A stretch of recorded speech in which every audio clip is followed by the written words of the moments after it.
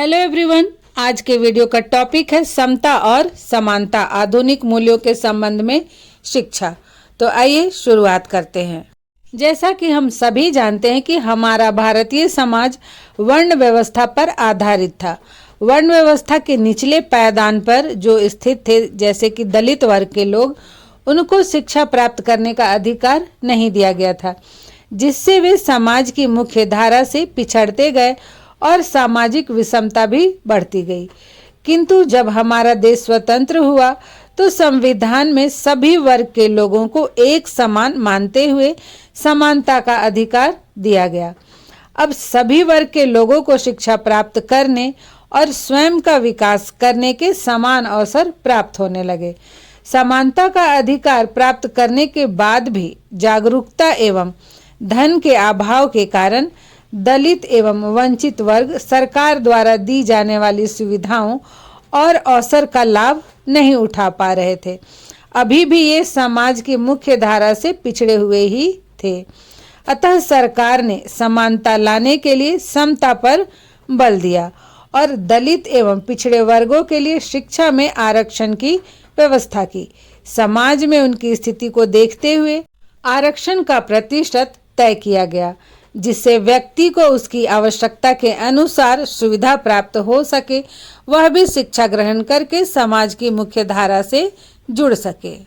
अब हम देखते हैं कि समता और समानता का क्या अर्थ है।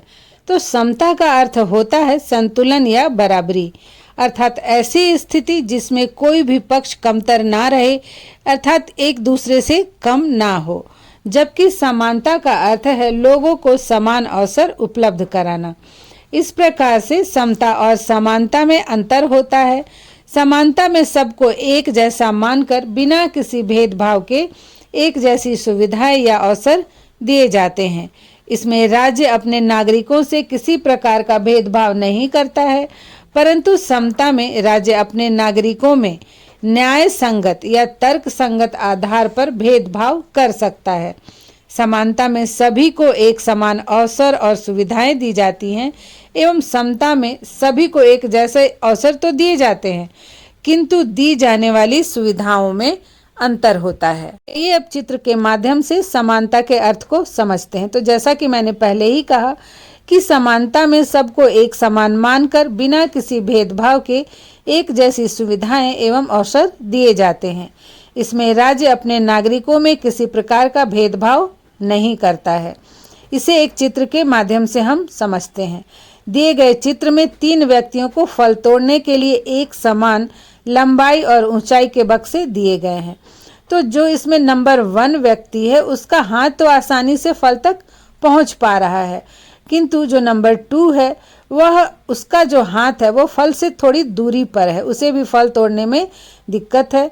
तथा नंबर 3 का हाथ तो फल से बहुत दूरी पर है, वह फल तोड़ने में बिल्कुल भी सक्षम नहीं है।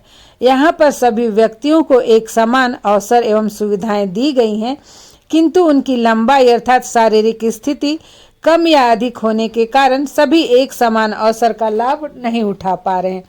उसी प्रकार से यदि हम नंबर 1 को सामान्य वर्ग, नंबर 2 को पिछड़ा वर्ग और नंबर 3 को अनुसूचित जाति एवं जनजाति समझे, तो हम देखें कि जो सामान्य वर्ग है वो आरंभ से ही शिक्षा प्राप्त कर रहा था, इसलिए उसके पास सभी सुविधाएं हैं, साधन है। लेकिन पिछड़ा वर्ग जो कि व्यवसायी वर्ग था, तो वो भी शिक्षा प्राप्त किया, उस वर्ग को भी शिक्षा मिली, किंतु वो भी सामान्य वर्ग की अपेक्षा पिछड़े ही रहे।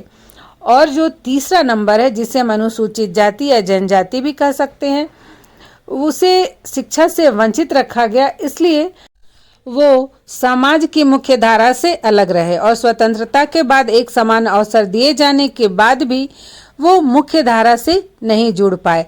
अर्थात फल को हम शिक्षा समझें तो वो शिक्षा की पहुंच से दूर रहे, जबकि सामान्य वर्ग शिक्षा तक पहुंच सकते थे और जो पिछड़ा वर्ग था उसकी पहुंच से भी शिक्षा थोड़ी दूर थी। लेकिन जो अनुसूचित जाति एवं जनजाति वर्ग के लोग थे, उनसे शिक्षा बहुत ही दूर थी, वो शिक्षा तक नहीं पहुंच पा रहे थे।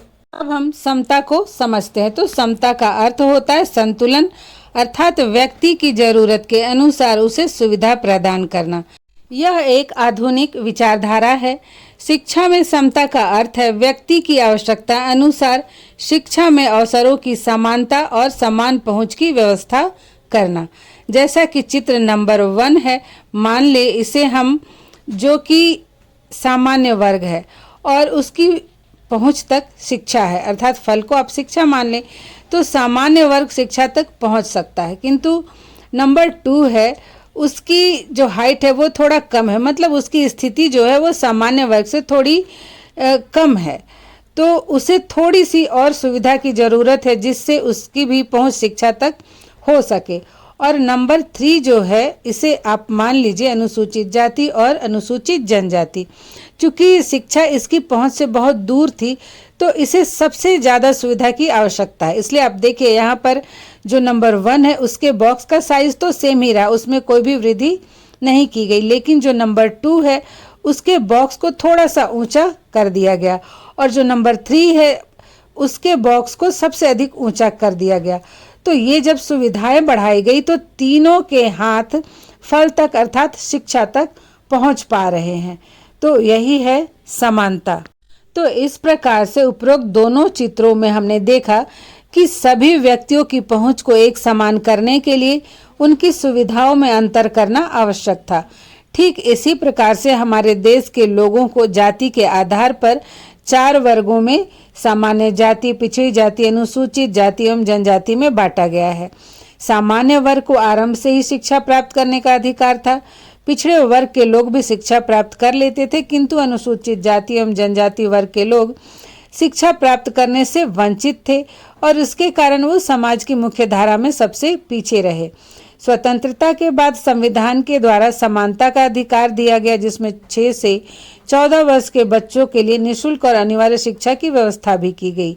किंतु अवसर की समानता के बावजूद भी जागरूकता एवं आर्थिक अभाव के कारण शिक्षा अनुसूचित जाति और जनजाति वर्ग के लोगों की पहुंच से दूर ही रही। अतः शिक्षा तक सभी लोगों को पहुंचाने के लिए या फिर शिक्षा तक सभी वर्गों की पहुंच बनाने के लिए आरक्षण की व्यवस्था की गई, आरक्षण की सुविधा दी गई।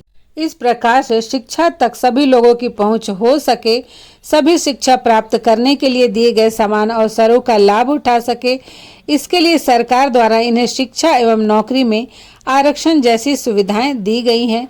वर्तमान में शिक्षा के अधिकार अधिनियम द्वारा निजी स्कूलों में भी इन वर्गों के बच्चों के लिए सीट आरक्षित है। सामान्य वर्ग में भी जो आर्थिक रूप से कमजोर वर्ग है उनको भी आरक्षण प्रदान किया गया है। महिलाओं को भी आरक्षण दिया गया है और सुविधाएं दी गई है।